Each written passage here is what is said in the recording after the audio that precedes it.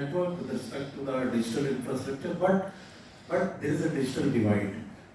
Still, there are underserved areas, particularly in the mining communities, which don't have the privilege of easy access to the internet. And one of the most important point is that the internet is not affordable. So for mass access to internet or the broadband, you have to make it affordable. There are disconnects, there are optical fiber with the various organizations, but there is no coherence in between them. So our BharatNet model, if it is simulated in South Africa, if it is adopted in South Africa, it can really bridge that digital divide. Then another successful story of India was the Aadhaar and the UID, the unique identification and the unified payment interface. It really helped in bringing the revolution in the education sector also. Because Aadhaar in the education sector we are using for the unique identification of the candidates to arrest the false candidates from appearing in the exams. The UPI is to facilitate the online payments, and if I tell you the scale of the Aadhaar and UPI now serves over 400 billion users, processing almost 17 billion transactions monthly with annual transaction value of 2.96 trillion USD. So that is the scale of advancement of technologies and the development of digital infrastructure in India that has really helped in the growth in each sector, whether it is fintech, whether it is health, whether it is education.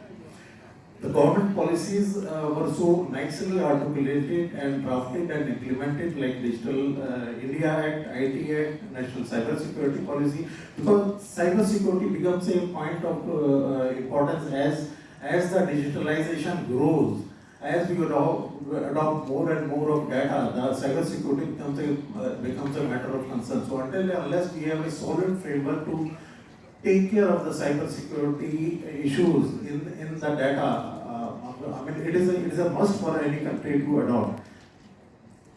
Setting up this strong network has enabled India to set up a national knowledge network, which is a very strong high-speed bandwidth network connecting various institutes of higher education and learning to share their experiences, share their resources, share their learnings among each other, and the same can be replicated in South Africa also.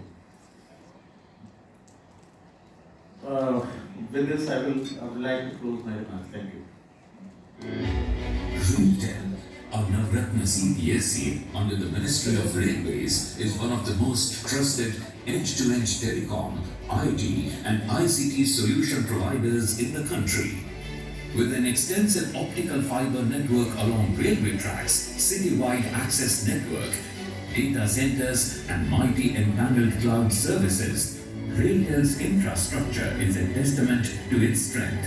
RailTel has established one of the world's largest integrated public Wi-Fi networks, transforming railway stations into digital hubs, promoting digital inclusion and connectivity. RailTel drives the government's digitalization program effectively, adopting IIM strategy, that is indigenization, innovation and modernization.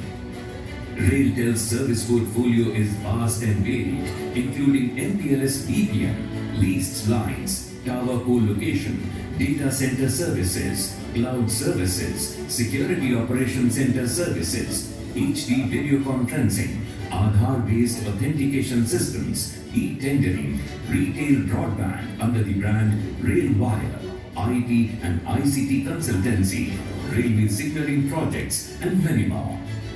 RailWire, RailTel's retail broadband service, partners with small entrepreneurs to deliver affordable internet and bundled OTT services to millions of households. Beyond service delivery, RailTel excels in diverse project executions such as NIC e-Office for paperless operations across 85 organizations, IP-based video surveillance systems for enhanced state-of-the-art safety and security, hospital management information systems for digitizing healthcare, modernizing railway signaling systems and tunnel radio communication, biometric-based attendance system, smart city and safe city initiatives, among many others. Indian Railways is rapidly modernizing its signaling system with initiatives like LTER and Kavach, and RailTel is set to play a significant role in this ambitious journey. To ensure skilled manpower in the field of railway signaling, RailTel has launched a Center of Excellence for Railway Signaling, Telecommunication and Cyber Security Training. Understanding the power of collaboration, RailTel has partnered with institutions like IITM Pravartak, University of Birmingham, IIIT Delhi, AIMS Delhi, CDOT, NIC and CDAC. Introducing innovative solutions, RailTel is actively exploring to expand its presence internationally, exploring opportunities in the railway, IT and ICT sectors across Southeast Asia, South Africa and the Caribbean. With a team of experts, RailTel is capable of providing cutting-edge machine vision, AI and ML-powered solutions. Innovating, indigenizing and modernizing, RailTel ensures reliable and advanced telecom, IT and ICT solutions, empowering India's digital transformation.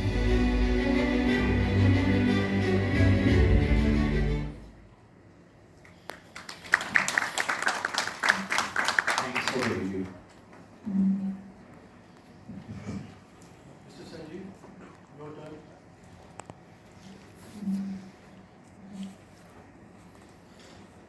What my colleague Mr. Parag said, I recall when I started my career in telecom sector way back 34 years, and I was given responsibility by government of India to provide communication facilities to remote tehsil and district headquarters of the country in states like JNK, Himachal, Uttarakhand, etc.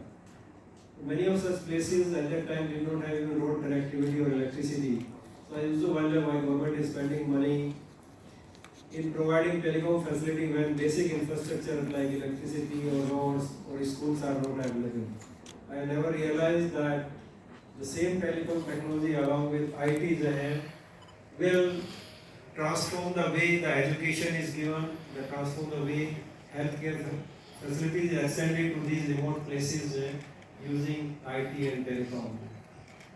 Today, these all remote places where it's very difficult to get a good teacher, a good doctor, but using IT and telecom, you can connect the patient or students of these areas to the specialist teacher or specialist doctor sitting in urban areas. A virtual classroom program being run by TCR in Uttarakhand for 500 schools started in 2020 and running successfully since last 4 years. Every day provide education to more than 20,000 students with the help of teacher sitting in Dehradun. Now with the success of that, the same platform is being used to train the teacher, to provide connectivity, communication facilities between state leadership and the Gram Panchayat leaders to provide meetings and communication between them. So encouraged with that success, state government has now asked to provide similar facilities for 1300 more schools. Now with that, in next 3-4 months, once the facility is on, 70,000 students simultaneously in remote and far-flung areas of Uttarakhand will be able to get benefit of good quality education along with features like generating AI-based classroom solutions, attendance, remote monitoring of the student performance and so on. Same on the initiative of our Dr. Abul Kalam Azad, our President, in 2006, funded by Ministry of External Affairs, TCR implemented a tele-education and tele-health program for 42 African nations. And since 2006, initially it was established using research technology, and since 2017 using internet connectivity. More than 36,000 students have taken benefit of that platform. And in telehealth, there are 6 major hospitals of the country which provide the teleconsultation to the citizens of the African nations of around 34 countries who consult the doctor here in India for critical illness and get benefited. So this is how the telecom and IT technology is filling up the gap of quality education and quality healthcare, not only within India but in African nations itself. In fintech, as my friend told that in India, this UPI program which was launched just 7 years before and this usage has increased many times. And this is the example how technology is transforming the life of each of us. India has a great role to play for development of not only South Africa but other friendly countries there. And I'm sure that this platform will provide us a greater opportunity for greater cooperation and mutual win-win situation. Thank you. Thank you, Mr. Sanjeev. Over to you, Dr. Adam.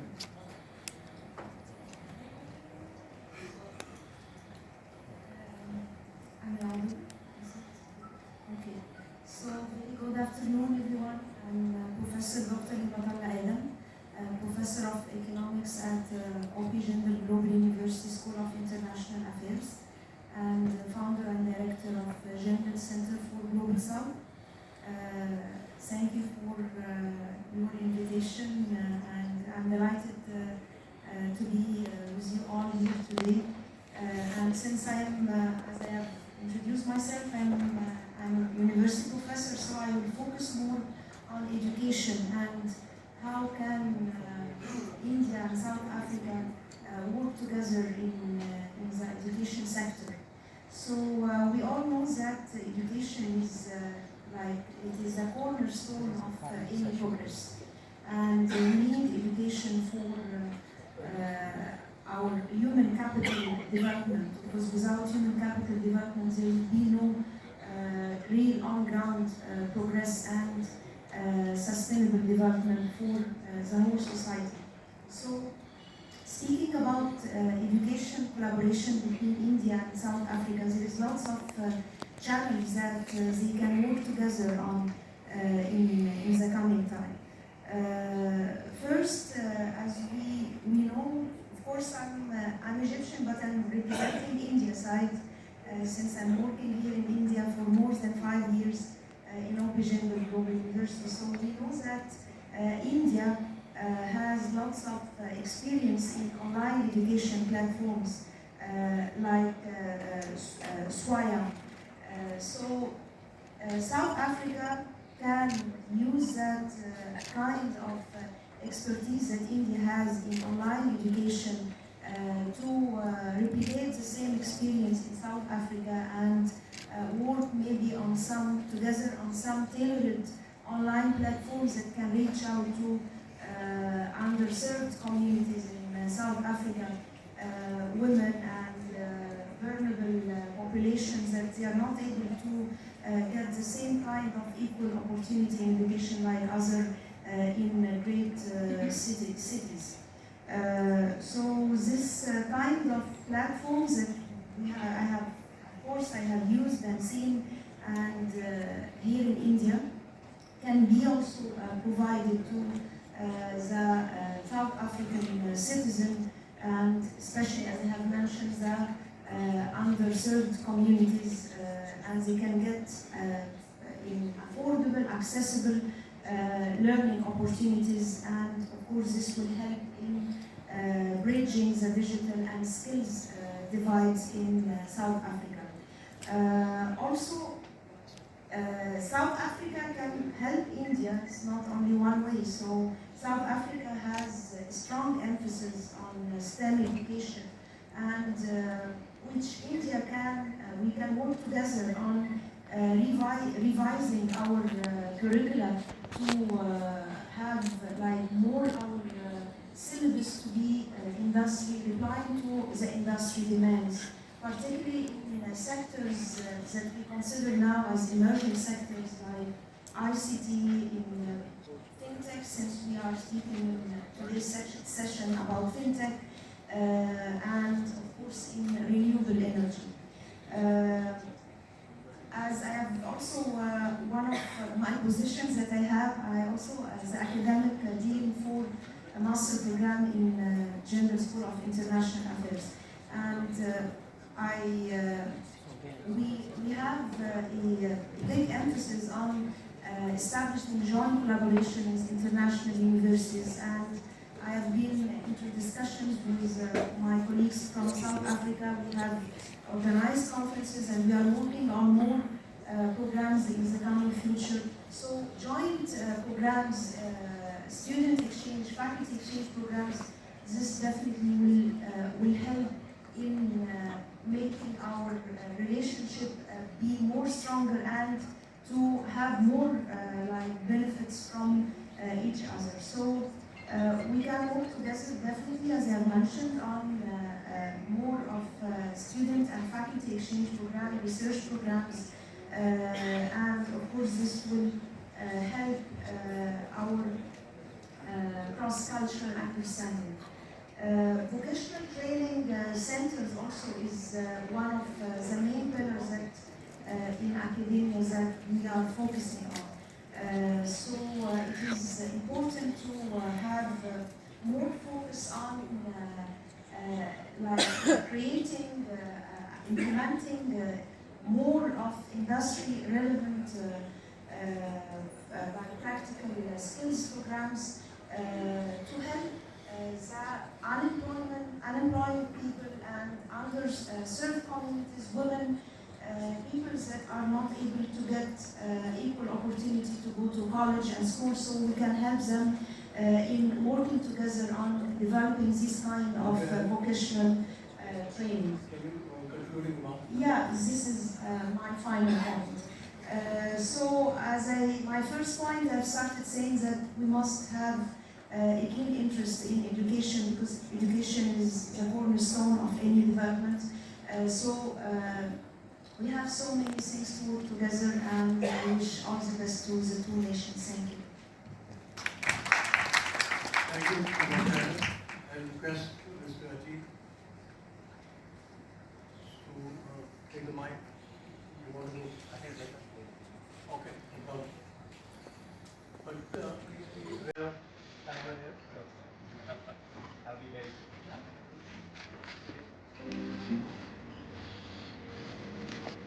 Imagine a future where every child, no matter where they are born, gets an equal start. It began in South Africa, a vision to empower children with the tools to shape their own futures. Odin education isn't just about textbooks, it's about creating a foundation. In 2022, Odin education expanded its wings and reached India, bringing with it a mission to transform rural education.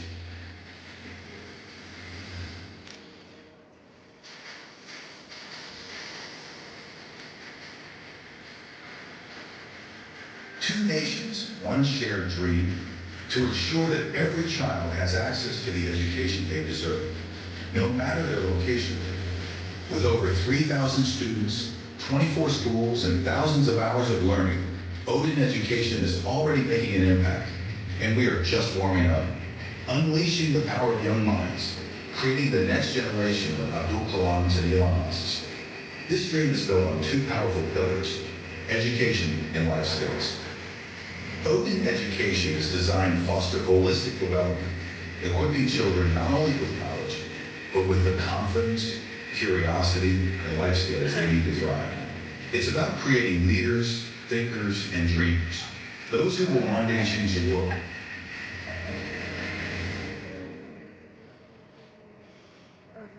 Every child, regardless of their background, deserves the opportunity to succeed, to explore, to dream. Come join us as we power our nations.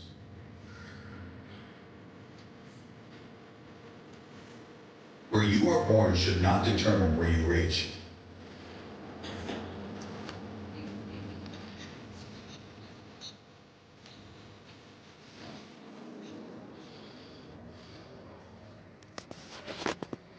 Good afternoon, everyone. It's a privilege to be here. Thank you very much for the opportunity. I'm Ajit Gopalakrishnan. I head up Odin Education. And just to introduce me a little bit, I was born to immigrant parents who moved to Southern Africa in the 70s. A doctor and an engineer who were invited to the country to help set up the infrastructure that they needed at the time. And it's really fitting for me to be in this scenario because now we're very proudly a South African design solution that is now being rolled out in India and seeming to scale incredibly fast. I think two things that I'd like to mention that is really important for us to keep in mind when we consider the relationship between India and South Africa. One, and this was very surprising to me, is that we have actually two shared challenges. Yeah? One is that we don't have a talent problem. There is no shortage of talent in both countries. In the most rural areas of both countries, there is no shortage of talent. I've been to different areas, I've seen the talent on the ground. These kids are amazing. And later this evening, we're actually going to bring a couple of our kids to have Indian children to come and have a chat with you just to show you the kind of talent that's out there. However, we have an access problem. These children are not getting access to some of our esteemed colleagues, as I've mentioned, they're not getting access to the kind of resources and support that they deserve. And the second thing is we have a relevance of the education system problem. Our education today in both countries is not equipping the children for the skills they need of the future. I mean, that is a true reality.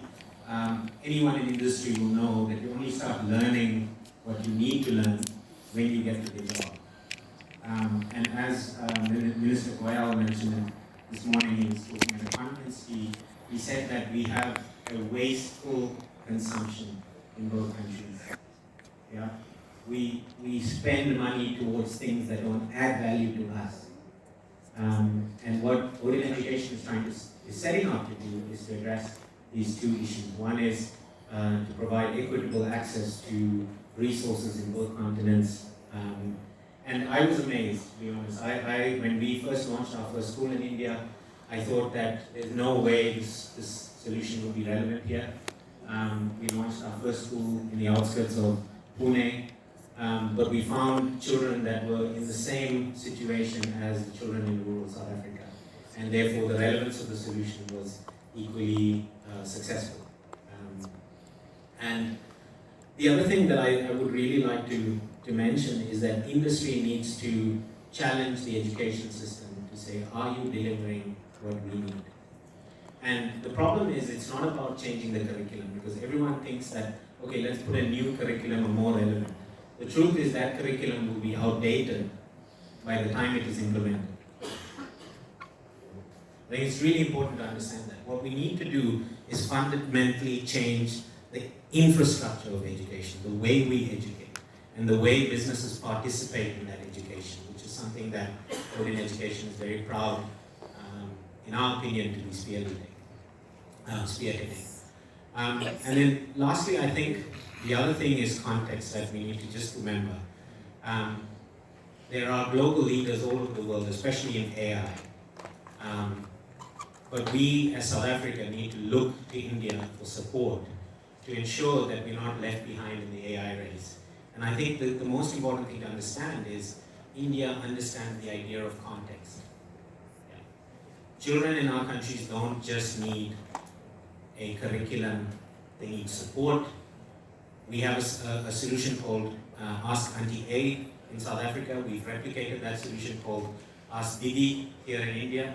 And what this is a support person on call for every learner on our system who can respond both for emotional needs as well as cultural needs as well as educational needs. So it's about rethinking education and using the shared context that we have to make it relevant. Thank you. Thank you. Over to Mr. Jay.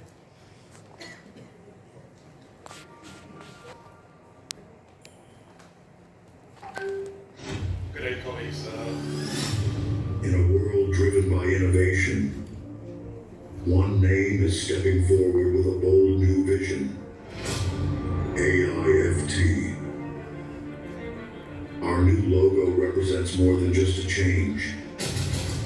It symbolizes a revolution in education and technology, a journey, a mission, a future redefined, pushing boundaries, breaking limits, and shaping the leaders of tomorrow.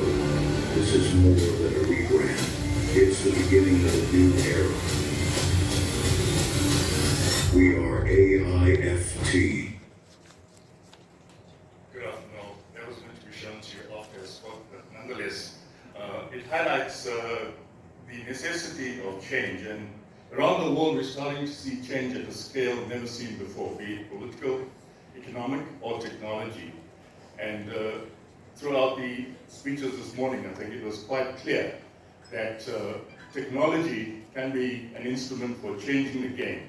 And at our institution, we kind of reimagined what technology should look like and how the three key players in the game, the employers, the educational institutions, as well as the regulators, need to timelessly get the act together to make technology work as a change agent.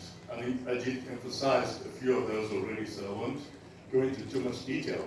But what's becoming more critical is that the mission and vision of institutions must start amending itself to the broader issues around empowering, enabling, and dealing with the digital divide. But in that process, not leaving out the entrepreneurial spirit as well as the issue around sustainability. I think technology advances and sustainability must go hand in hand to be effective. The collaborative synergy my colleagues have all spoken about, and I think we have seen India rise, and as somebody mentioned earlier, India has become the global village of IT.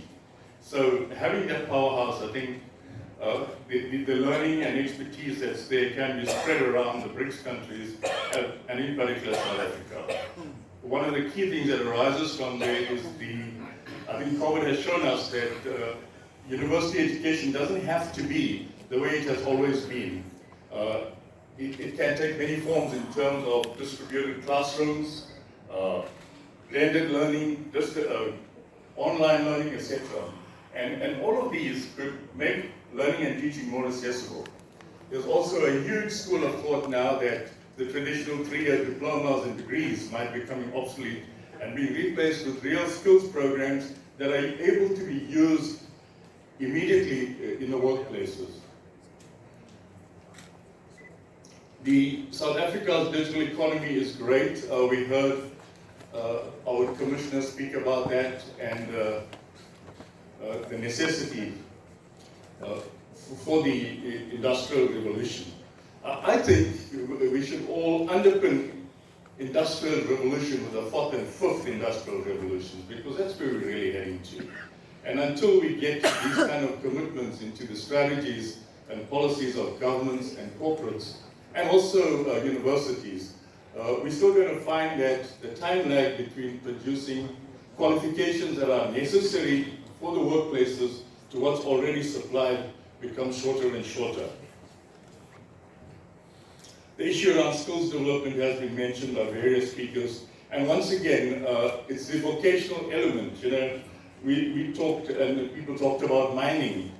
You know, robotics can be a great example of how deep-level mining can be assisted through technology, reducing the human risk and other factors there.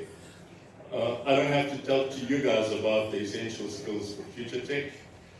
The big issue that's emerging now is global employability. I mean, out of South Africa, we have got most of our recently qualified chartered accountants working globally, working from home, online. You know, pretty much like how colleagues in India used to do computer programming a few years ago until they found their ways around major capitals of the world. So employability also has a new dimension, which can be supported through technology interventions. The inclusive digital growth, you heard all about it. I always believe that with technology, and especially with AI now, the divide between the first world and the third world can be eliminated as technology becomes a game changer. Higher education and training, unfortunately in the country I come from, the regulators are a bit slow, so by the time qualifications are designed, some of them become obsolete, and we need to just find ways of dealing with that more aggressively. Vocational can be more directly attributed to employers, and we heard all about that. Colleagues, I think the world we live in has really called and emphasized the necessity for us to change, and the new careers, the new work opportunities are all around bringing technology, in particular artificial intelligence. We heard about cyber security, for example. One of the biggest opportunities around the world is to create new jobs in cyber security to deal with all the crooks in the dark web and things like that. Thank you, ladies and gentlemen.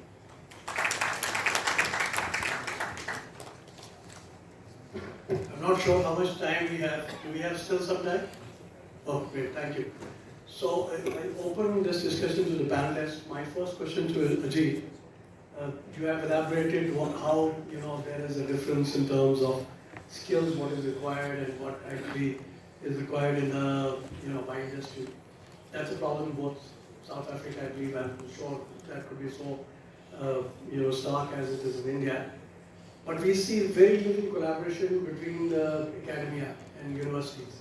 How do you think that can be, because you are in education and you have been doing work in this area, how do you do it? Can be done formally and informally both?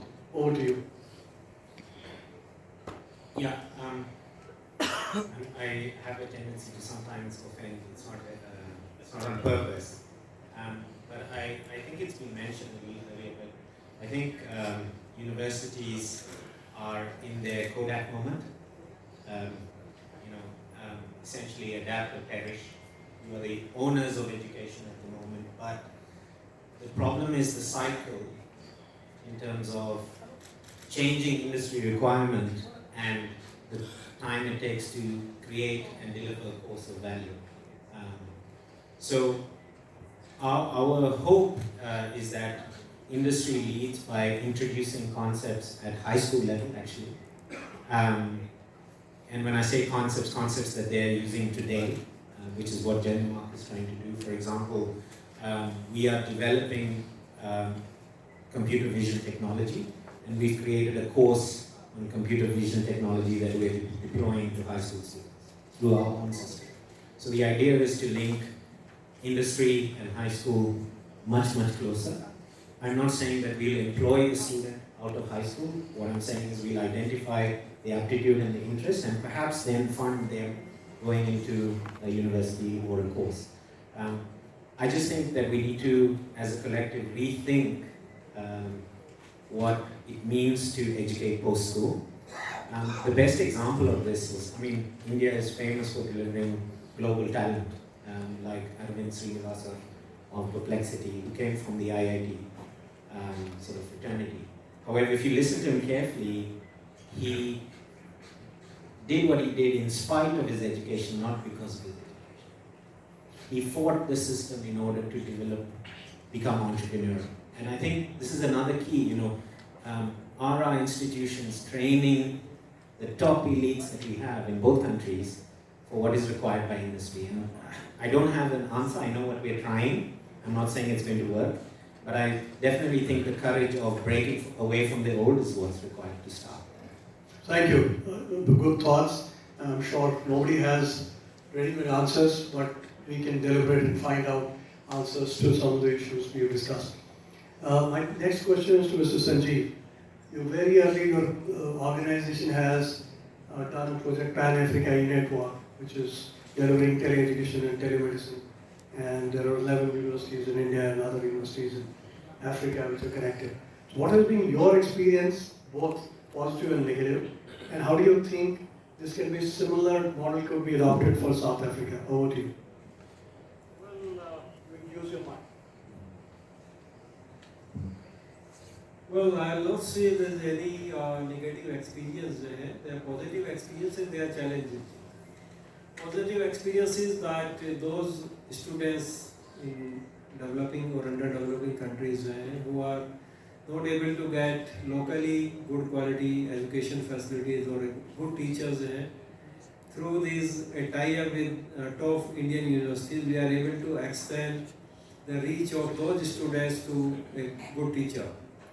Second, in healthcare, the challenge which we face is right now the arrangement is between institution to institution where few hospitals of India they are connected with the hospitals in host countries and the patients come there at local country the hospital there. The Indian doctors they are not able because of the regulatory issues they are not able to provide direct consultations to the patients in those countries. If this issue can be taken care of then directly the patients in those, at least this OPD part, like in India, the healthcare spend is around 3.75 lakh thousand, 3.7 lakh crores rupee, and 60% of that goes on OPD. So the same way there, you in Africa also, as we have seen, the different countries they have got good infra, but doctors are not available. Paramedic staff is there, so a patient can use the help of a paramedic staff and get consultation from the specialist doctor in India. This will help in reducing the healthcare cost. Thank you. Sure, thank you. Thanks a lot for your comments. Next question is to Mr. Parag. I was talking about UPI, you talked about UPI. India is taking it to some of the European countries. I don't think much happening in South Africa as such. Your organization being in public sector, why don't you take an initiative? Do you think there is a way to extend UPI to South Africa? And your organization, other organizations like PCI could help, because that will be true global currency we could use. Over to you. Thank you. Definitely, we can definitely work in proliferating such technologies to not only to South Africa but to the entire African continent.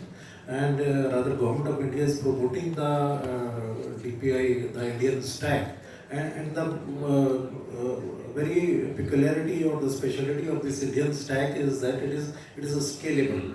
You have seen the scales at which it has been implemented in India, and it is interoperable and the cost effective. And even the Government of India is funding all such initiatives in many of the African countries. So we can definitely take these initiatives, whether it is related to the unique identity or whether it is related to the UPI, to South Africa. Thank you. Mr. J, you are actually into, again in education, you're doing a lot of work, and I see you extending to India also. Have you found the differences in ICT education in India and South Africa? What perhaps each country could learn from other in terms of, positive aspects of ICT or digital literacy?